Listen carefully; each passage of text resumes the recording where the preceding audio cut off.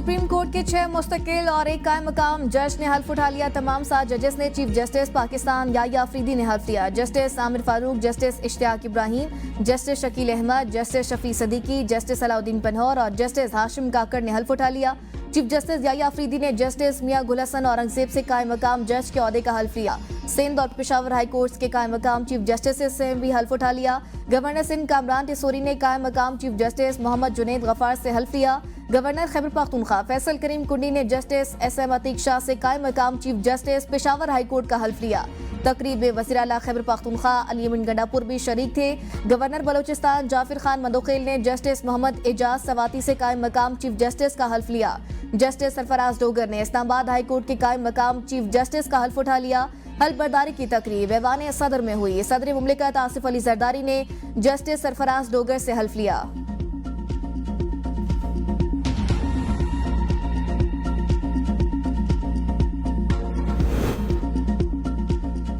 Supreme court में नए जजेस के आने पर seniority list update. Chief justice के बाद जस्टिस मंसूर अली शाह का पहला, जस्टिस मुनीब अख्तर का दूसरा नंबर, जस्टिस अमीरुद्दीन का तीसरा, जस्टिस जमाल मंदोखेल का चौथा नंबर, जस्टिस मोहम्मद अली मजहर का पांचवा, जस्टिस आयशा मलिक का सीनियरिटी में छठा नंबर, जस्टिस अतर मिनल्ला सातवें, जस्टिस हसन अजहर रिजवी 8वें नंबर पर मौजूद। जस्टिस मजहर आलम मियाखेल सीनियरिटी लिस्ट में 24वें नंबर पर है। किसी से कोई जाती इनाद या इख्तिलाफात नहीं, कुछ गलत किया ही नहीं तो रेफरेंस का डर कैसा। जस्टिस मंसूर अली शाह की सुप्रीम कोर्ट में जजेस की हलबर्दारी की तकरीब के बाद सहाफियों से गैर रस्मी गुफ्तगू। कहा, हुकूमत ने रेफरेंस लाना है तो ले आए, मुकाबला करेंगे, मैदान किसी सूरत नहीं छोड़ेंगे। कमरे में मौजूद हाथी किसी को नजर ना आए तो क्या कह सकता हूँ। जजेस में कोई इख्तिलाफात नहीं, तमाम जजेस से मुलाकात होती है, इकट्ठे चाय भी पीते हैं। काम ना करने के सवाल पर जस्टिस मंसूर अली शाह ने कहा, मुकदमात निपटाने की शरह देख लें, किसके कितने फैसले कानून की किताबों में शाये हुए, सब सामने और तमाम रिकॉर्ड सुप्रीम कोर्ट की वेबसाइट पर मौजूद है।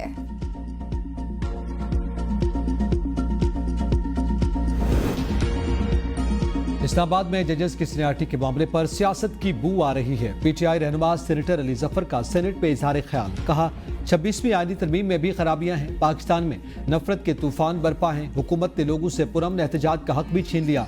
सोशल मीडिया पर फेक न्यूज के नाम पर पीका एक्ट लागू कर दिया गया। हुकूमत की दरखास्त पर चीफ जस्टिस को IMF से मजबूरन मिलना पड़ा। हुकूमत ने अदलिया की साख को नुकसान पहुंचाया। कौम पिस रही है, लोग हुकूमत से नाराज हैं।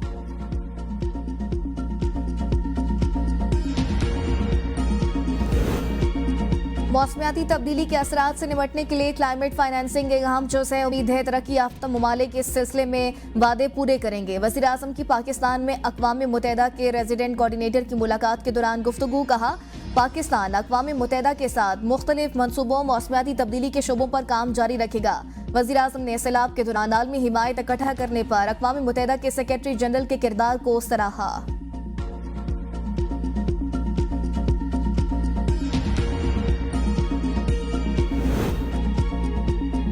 IMF की एक और शर्त पूरी कर दी गई। हुकूमत ने FPR से अहम इख्तियारात वापस ले लिए। टैक्स पॉलिसी साजी और टैक्स वसूली को अलग कर दिया गया।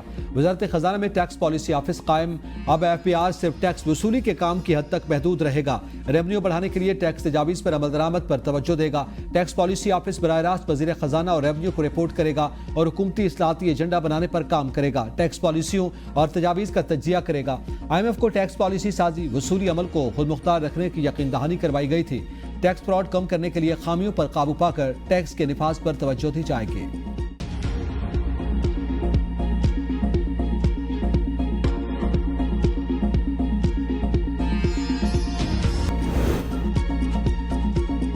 माने PTI ने खत देखकर अवाम के मसाइल की तरफ तवज्जो दिलाई। PTI फिर मजबूर होगी कि मसाइल का कोई और हल निकाले। बैरिस्टर गौहर की मीडिया से गुफ्तगू। कहा, माने PTI चाहते हैं फौज और अवाम में नफरत ना हो। हमें अवान में बात नहीं करने दी गई। साहबजादा हामिद रजा ने कहा, आज भरपूर तैयारी की थी कि हम इश्यूज पर बात करेंगे, लेकिन हमें पार्लियामेंट में बोलने की इजाजत नहीं दी गई। महमूद अचकज़ई ने कहा कि पहले दिन से कह रहा हूं कि यह जाली पार्लियामेंट है। हमें पार्लियामेंट के बाहर अपना ऐवान लगाना चाहिए जिसके स्पीकर असद कैसर हों।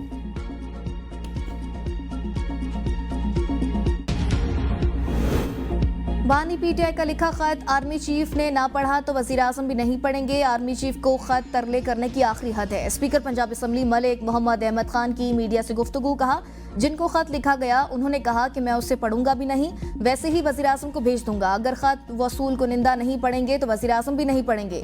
ये खत उन्हीं खतूत की एक कड़ी है जब इनकी सूबों में हुकूमत थी और वजीर खजाना शौकत तरीन मुल्क को डिफॉल्ट करवाने पर तुले हुए थे। आज उमर अयूब IMF को खत लिख रहे हैं। बानी PTI और उनके हवारियों की हरकतों पर परेशान हूं कि आखिर इनका एजेंडा क्या है।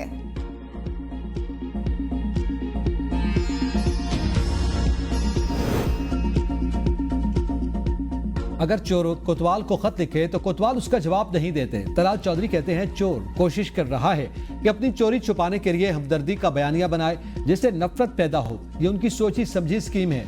ये सजाएं उनके करतूतों की मिली हैं। खत पहले लिख लेते हैं कि मैं चोरी करूं या ना करूं। ये चाहते हैं ऐसा निजाम हो जिसमें उनसे कोई पूछने वाला ना हो। पाकिस्तान की सियासत में एक बार फिर खतूत की एंट्री। कहीं जजेस खत लिख रहे हैं तो कहीं सियासतदान। ऑपोजिशन अरकान का कहना है बानी PTI के खत लिखने का मकसद पाकिस्तान की आवाम के मसाइल का हल निकालना है, जबकि हुकूमती अरकान का कहना है कि खतूत में मसाइल का हल नहीं है, असल हल पार्लियामेंट के पास है। इसीलिए ये लोग इधर उधर हाथ पांव मारने की बजाय ऐवान में बैठकर बात करें। और अब्बास बबी ने कहा जब तक वो खत पढ़ नहीं लेते हम लिखते रहेंगे। कामरान मुर्तजा ने कहा तमाम मसाइल का हल आवाम से निकलेगा या सियासी जमातों के अंदर से निकलेगा। इन्हें इतना रेलिवेंट मत बनाएं कि इन्हें खत लिखने पड़े। सेनेटर इब्रार ने कहा तमाम मसाइल का हल पार्लियामान में है और पार्लियामान में बैठकर सबको बात करनी चाहिए।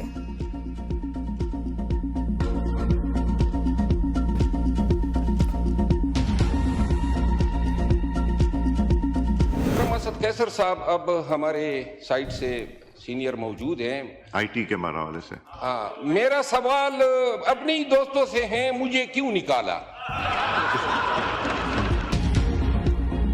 शेर अफजल मरवत की कौमी असम्बली आमद पर दिलचस्प सूरत हाल। हुकूमती अरकान ने डेस्क बजाए जिस पर स्पीकर ने मुस्कुराते हुए लुकमा दिया।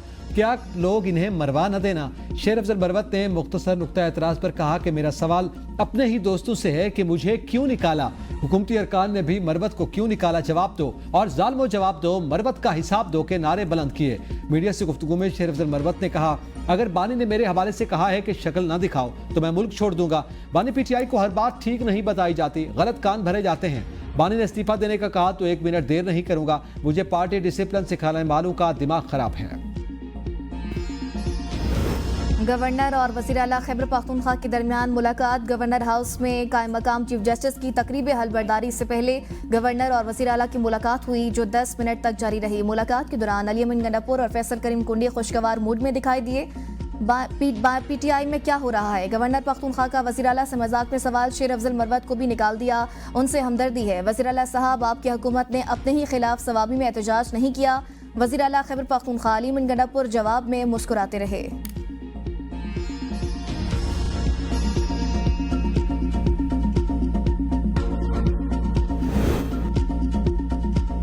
आर्मी चीफ और आला हुकूमती अहदेदारान का SIFC के ग्रीन कारपोरेट इनिशिएटिव का दौरा। वज़ीर आला पंजाब ने स्मार्ट एग्री फार्म, ग्रीन एग्रीबाल्स और एग्री रिसर्च सहूलत सेंटर का बाकायदा इफ्तिताह किया। दौरे के दौरान शुरका को ज़रई शोबे की तरक्की के लिए इस्तेमाल होने वाली जदीद ज़रई मशीनरी का मुआयना भी करवाया गया। किसानों को महंगी मशीनरी खरीदने की बजाय आसान किराए पर मशीनरी हासिल करने के मौके मैसर होंगे। आर्मी चीफ और वज़ीर आला पंजाब का ज़रई शोबे की तरक्की के लिए JPI की कारकर्दगी पर मुकम्मल इत्मीनान का इजहार।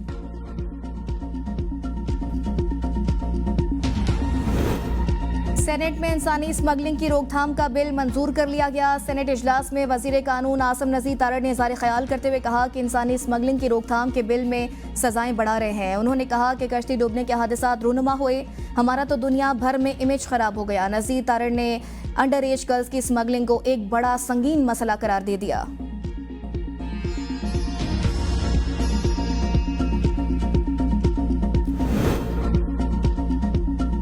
सिंध ने विफाक से सनतों के लिए ऐलान करदा 33 अरब रुपए की सब्सिडी मांग ली। मुराद अली शाह कहते हैं सेपरा के फाल होने से सनतकारों को बहुत फायदा होगा। इस वक्त सनती बिजली का फी यूनिट 60 रुपए जैसे सनतकार परेशान हैं।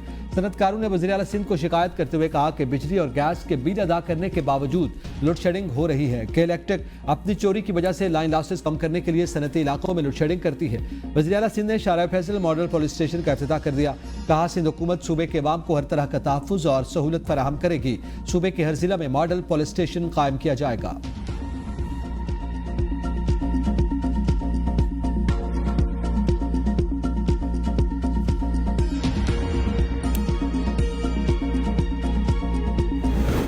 कच्ची केनाल मंसूबे की तकमील जल्द मुकम्मल की जाएगी। किसानों को सहूलियात देकर ज़राअत को तरक्की की जानिब ले जा रहे हैं। वज़ीर आला बलोचिस्तान सरफराज बुगटी का तकरीब से खिताब। कहा, बलोचिस्तान की तरक्की के लिए वफाकी हुकूमत के ताउन को सराहते हैं। कच्ची केनाल से इलाके में ज़रूरी इनकलाब आएगा। अवामी मसाइल के हल के लिए तमाम वसाइल बरूए कार लाएंगे।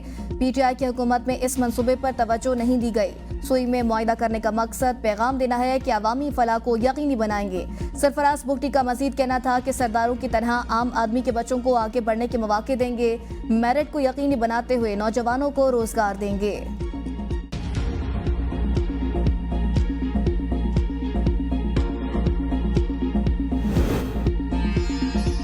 गाड़ी की नंबर प्लेट पर एडवोकेट लिखना गैर कानूनी करार। इस्लामाबाद हाईकोर्ट के जज जस्टिस तारिक महमूद जहांगीरी ने गाड़ियों की नंबर प्लेट्स पर एडवोकेट लिखने को गैर कानूनी करार दे दिया। इस्लामाबाद हाईकोर्ट बार एसोसिएशन के वकला में सर्टिफिकेट तकसीम करने की तकरीब से खिताब करते हुए जस्टिस तारिक महमूद जहांगीरी ने कहा कि कभी किसी ओहदे के लिए सिफारिश नहीं करवाई, अपने काम से ओहदे मिले। जज बनने के लिए भी कभी किसी को सिफारिश का नहीं कहा। फट्टे से वकालत शुरू करके हाईकोर्ट का जज बना और फिर कन्फर्म हुआ।